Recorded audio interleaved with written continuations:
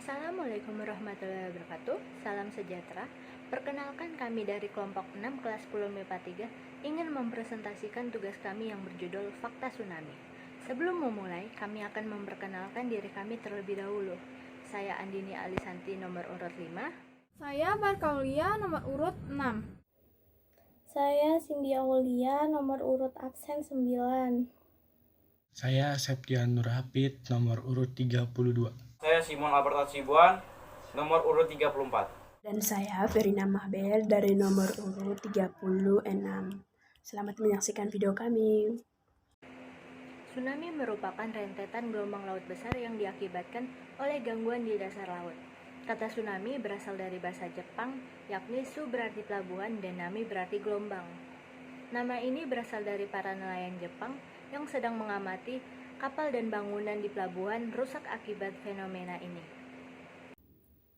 Ada 3 faktor penyebab terjadi tsunami yang akan kami jelaskan. Faktor pertama yaitu gempa. Gempa adalah getaran yang terjadi di permukaan bumi akibat pelepasan energi dari dalam secara tiba-tiba yang menciptakan gelombang seismik.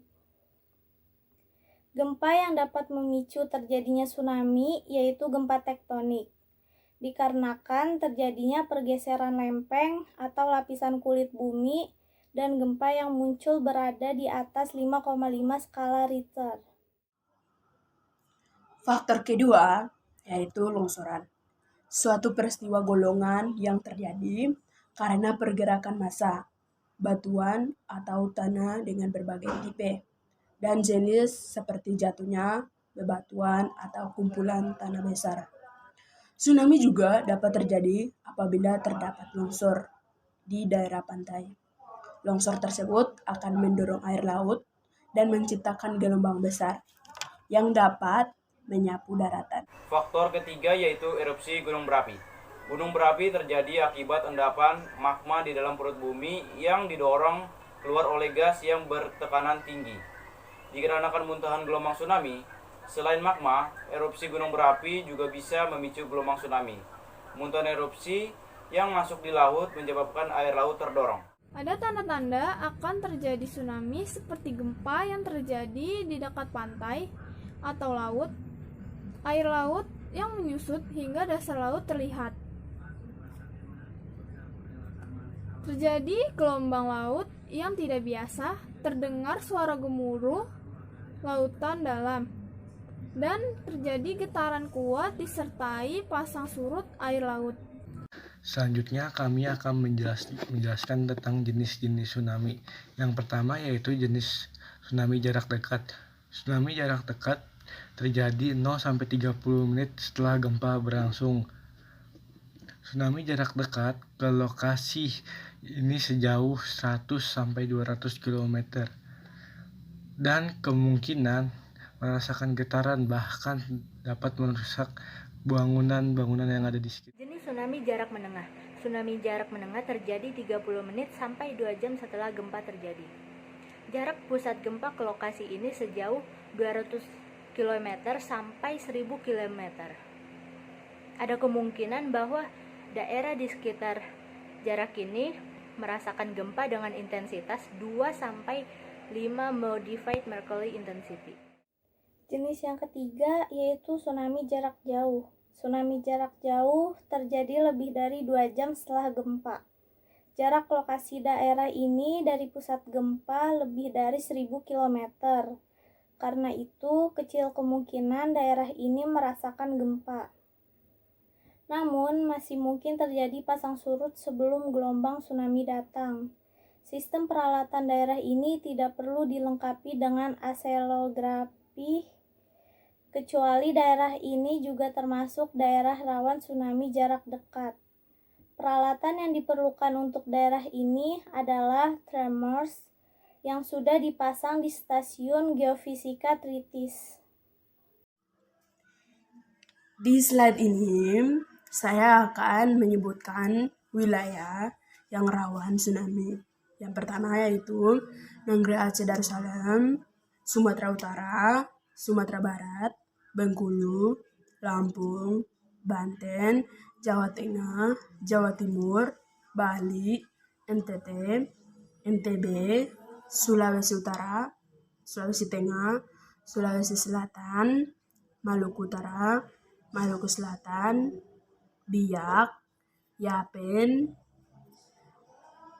Balikpapan, Sekarau, Palu, Taler, Kendari.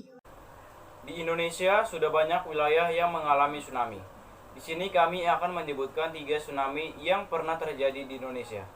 Tsunami yang pertama yang terjadi setelah Indonesia merdeka yaitu tsunami Flores yang terjadi pada tahun 1961 diakibatkan oleh gempa bumi di epicenter 8,2 LS atau lintang selatan, 122 BT atau bujur timur. Pada peristiwa ini tidak ada catatan berupa skala gempa, ketinggian tsunami, dan jumlah korban. Tsunami terbesar di Indonesia dan terdahsyat di abad ke-21 ini terjadi di Aceh pada tahun 2004 yang menyebabkan kurang lebih 250.000 orang meninggal dunia. Tsunami Aceh ini disebabkan oleh gempa bumi dengan 9,2 skala Richter dan memicu tsunami setinggi 34,5 meter di beberapa pantai di Aceh. Epicenter gempa berada pada epicenter 3,3 lintang utara dan 95,8 bujur timur. Tsunami terakhir di Indonesia terjadi di Palu dan Donggala di Pulau Sulawesi pada tahun 2018. Tsunami ini disebabkan oleh gempa yang berkekuatan 7,4 skala SR dengan ketinggian tsunami 1,5 meter dan berkedalaman 10 km di bawah permukiman laut. Dan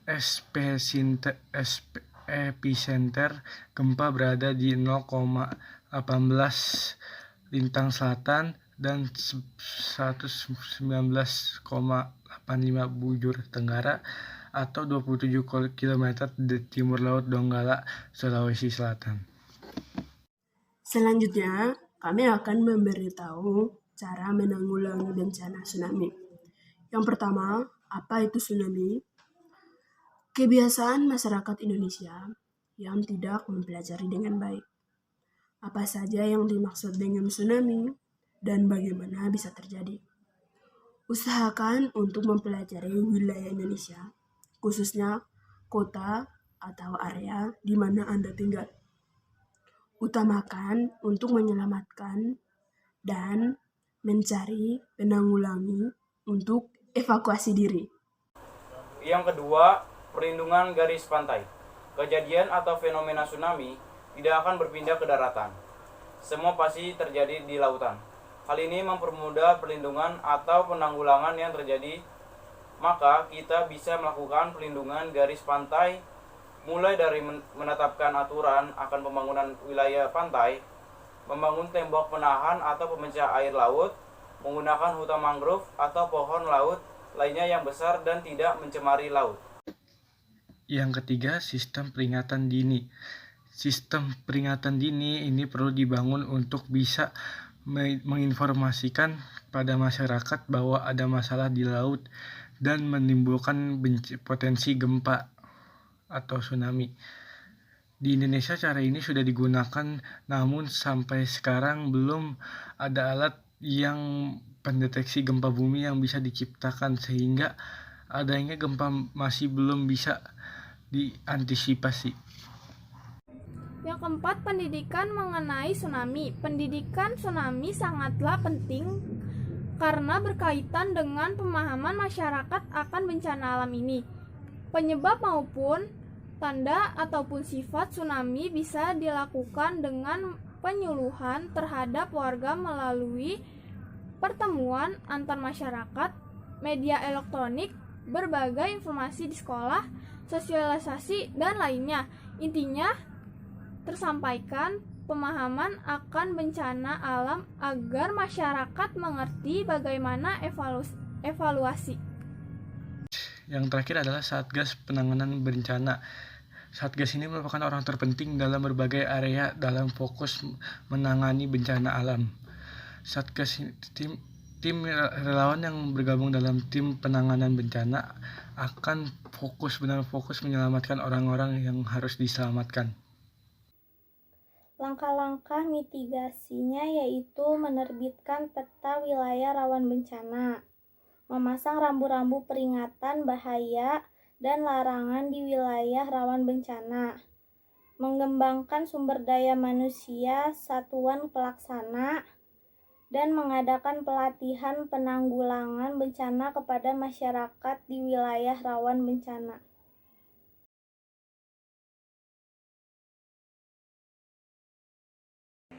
Sekian presentasi dari kami kelompok 6 kelas 10 MIPA 3. Terima kasih dan mohon maaf apabila ada kesalahan dalam mempresentasikannya.